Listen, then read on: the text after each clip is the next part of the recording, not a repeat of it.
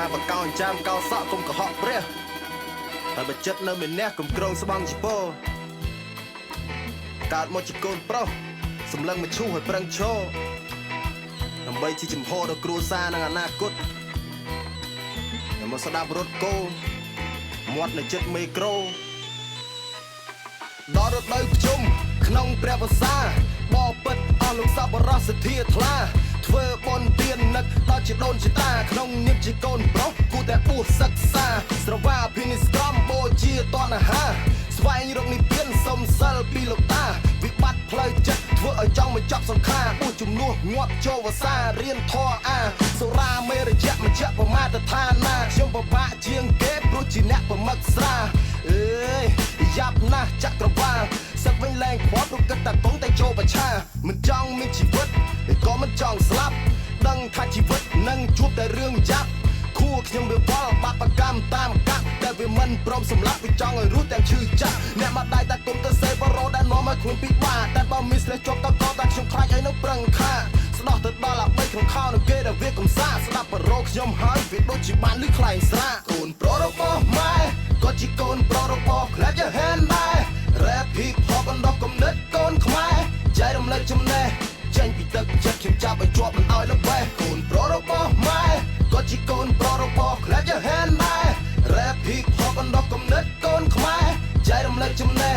ចេញពីទឹកចិត្តខ្ញុំចាប់ឲ្យជាប់មិនឲ្យល្បេះពេលវេលាកាន់តែទៅមុខស្ថានភាពក៏ផ្លាស់ប្ដូរខ្លះប្រឹងទៅសេឡើងបែកអាចដូចទឹកហូរវាស្ដាប់តែភ្លេងលយគ្មានអត្ថន័យប្រូលទៅបានហើយខ្ញុំសុខចិត្តទៅស្ដាប់លលោកបូល Yes this is old school motherfucker ខួរដែលនៅស្អាតខ្ញុំមិនចង់ឲ្យវាប្រឡាក់ក្មេងយល់មិនដល់កំពុងតែដើរទៅរកច្បាក់មិនគិតពីខែមរាវាគិតថាឲ្យតែបានប្រាក់គេសុខចិត្តទទួលសេចក្តីស្រឡាញ់ដែលคล้ายคล้ายបើដឹងថាយើងស្អប់គេនឹងខឹងក្តៅកាហាយដូចប្រពន្ធតាមតន់ប្តីមានសហាយដូចចវាយដែលគេបោកអាក្រក់រឿងអាស្រូវសួរថាអ្នកណាមិនចង់បានលុយអ្នកណាដែលថាមិនហ៊ានបថុយតែបើធ្វើចេញពីទឹកចិត្តក៏មិនសបោសហុយខ្លះសុំតែមួយរស់សម្រាប់និព្វានខ្លះ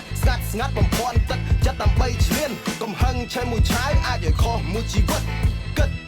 ឲ្យស្រួលបួលមុនប្រព្រឹត្តចិត្តដែលឆេះឈួលត្រូវតែគិត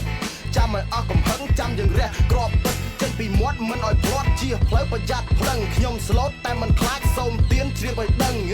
បើស្អប់ខ្ញុំមិនក៏រៀនតាមចឹងខ្ញុំជាអ្នកណាសង្ឃឹមថាអ្នកក៏បានដឹងកូនប្រុសរបស់ម៉ែ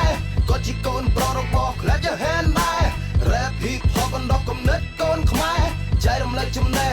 ចេញពីទឹកចិត្តខ្ញុំចាប់ឲ្យជាប់មិនឲ្យល្បេះកូនប្រុសរបស់ម៉ែក៏ជាកូនប្រុសរបស់ខ្លាចយហែនដែរ Rap hip hop បណ្ដោះគំនិតកូនខ្មែរចែករំលែកចំណេះ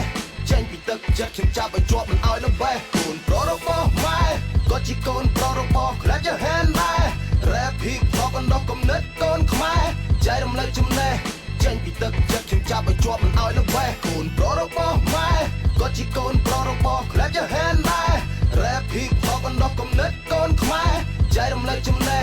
ចេញពីទឹកចិត្តខ្ញុំចាប់ឲ្យជាប់មិនឲ្យល្បេះ